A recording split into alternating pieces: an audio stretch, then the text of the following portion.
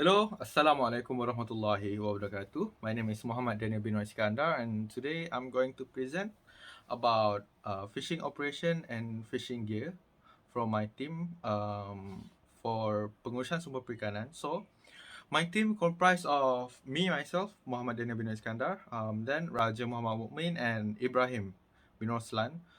So, we are going to talk about drifting gillnet or drift gillnet. So, for this video presentation, we will start with the agenda. So, first, we will talk about the introduction to drifting gillnets in general.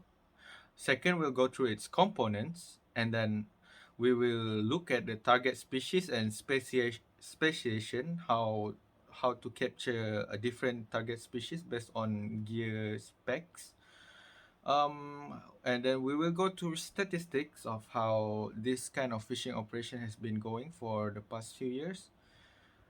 And finally, problems that we can find in this operation and its solution that we can think of. All right. All right. First, let's go through the introduction of the drifting gill net. All right. Basically, drifting gill net is a hanging fishing net. It can be drifted by the water current. By hanging vertically in the water column, fish can encounter the gill net and they cannot see the net, so they will hit it and they will get tangled and caught. The bottom of the drifting gill net will not be anchored to the bottom or anything, so it will go with the flow. So here we see the illustration of gill net. On top, we can see the float line with bigger main floats by the side with flags, and then suspended at a distance under the float line is the net, and then the net is hanged, and at the bottom of the net we have the lead line where the weight of the net for sinking is located. So the height of the net can be from 2 meters to 200 meters vertically, or the depth, depending on the size and the species targeted, and also the depth of the water. Length of gillnet could be from 500 meters to 15 kilometers based on the fisherman's preference. They either deploy it once or many times for a single operation.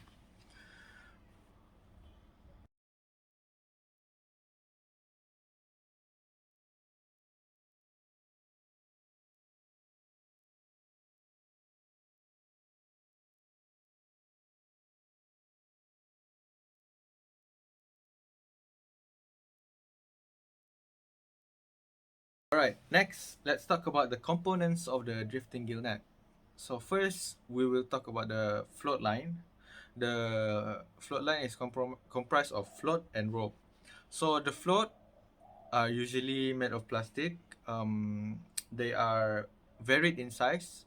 Some people like to use small and high in quantity, or big and low in quantity of floats.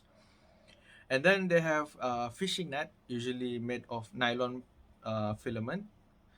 The mesh size are usually around 30 to 50 millimeters for targeting small fish, and 70 to 105 millimeters when targeting big fish. The rope net, the rope for the net is usually polyethylene or polyamide. For when targeting small fish, they use from 0.2 to 0.4 millimeter in diameters.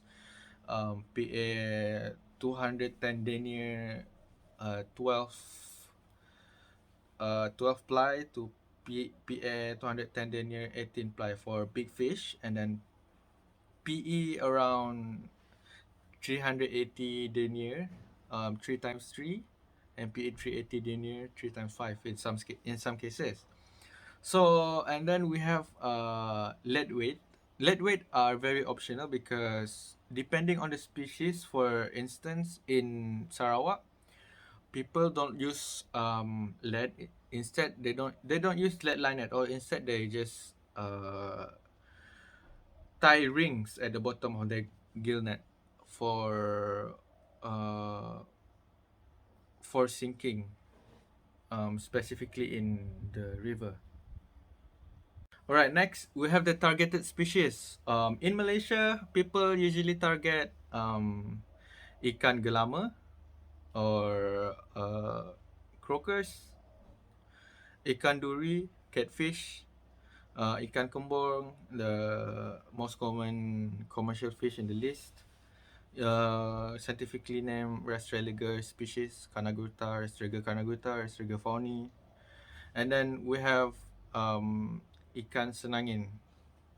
So these species are targeted, and depending on its size and then its location, the gillnet speciation will vary as I've stated earlier. All right. All right. Let's go to the statistics of drift gillnet landing in Malaysia. So from here we can see a really visual trend of the fish landed in the ports in the whole Malaysia from 2015 to 2019. So as we can see, from 2015, we have nearly 300,000 metric ton fish landed in our ports from the ocean, and in 2016 the number rised from over 300,000. But then the capture plummeted to around 285,000 in 2017, and then further plummeted in 2018 to around 270 plus thousand metric ton, and in 2019, which is at the lowest in the graph, at below 260,000 fish captured. The statistic is obtained from Department of Fisheries in Malaysia. So these are the total fish caught, which include all the species that can be caught using drift gill net. So next we see the table we've prepared here, table of drift gill net landing in 2019. So in 2019, the total in Malaysia, we break down the fishes and its capture rate. So first we have ikan pelaling. In 2019, we landed and recorded around 50,464 metric tons. And then next we have gelama, ikan gelama at 16,164 metric tons. Ikan kembung at 12,433 metric tons. Ikan kembung also known as mackerel. Ikan duri, catfish at 12,132 metric tons landed, and ikan senangin at the least landed at 8,759 metric tons. All right, let's move on to the final part of the presentation, the problem and solution. All right. Every fishing gear, they are not perfect. They may have their weakness and strength, such as high selectivity, but really low efficiency, based on the work has to be done, or really low selectivity but really high efficiency. They just catch every fish like without any energy, like gill nets.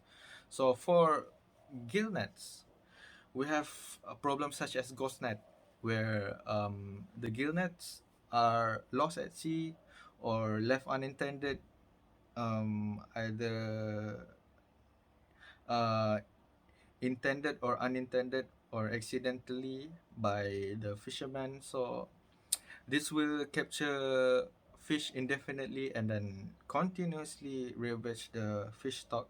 So to counter this problem, we need to use biodegradable material so that uh, the nets will tear up, and then attach GPS tracker and use sonar during operation, so that we know when we deploy our fishing nets, there aren't any structure that would get us stuck and then lose our fishing gear. And then the second one is bycatch. This is a really big problem in fisheries. So bycatch, it can like cause a fish species unintendedly to go to extinction, and lots of other ecological problems that come with that. So to counter this, we need to use BRDs, or bycatch reduction devices, such as acoustic fingers, avoid catching cetaceans, or illuminated gillnet using LED, which can reduce the bycatch of turtles.